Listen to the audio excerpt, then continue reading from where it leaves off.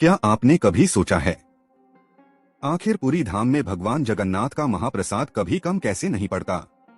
कई साल पहले एक बार रथ यात्रा के दिन भीड़ की कोई सीमा नहीं रही। लोग समंदर की लहरों की तरह आते गए, हजारों से लाखों और लाखों से भी आगे। मंदिर के रसोई घर में हलचल मच गई।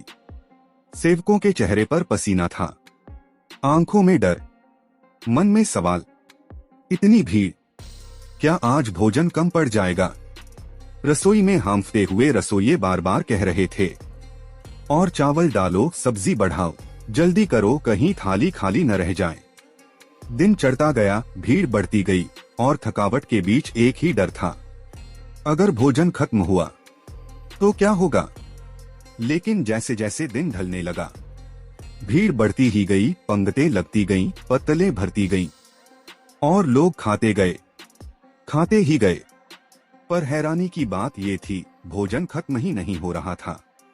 जहां रसोई में घबराहट थी, वहीं बाहर हर भक्त तृप्त होकर उठ रहा था।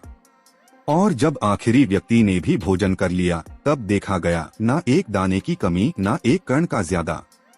मानो जैसे किसी अदृश्य हाथ ने पूरे दिन भोजन को थाम रखा हो। बिल्कुल सटीक, बिल्कुल पूर्ण। सेवक सन्न रह गए, आखिर ये कैसे संभव हुआ। कौन संभाल रहा था ये अनंत भंडार। उसी रात मंदिर के प्रधान सेवक को एक दिव्य स्वप्न आया।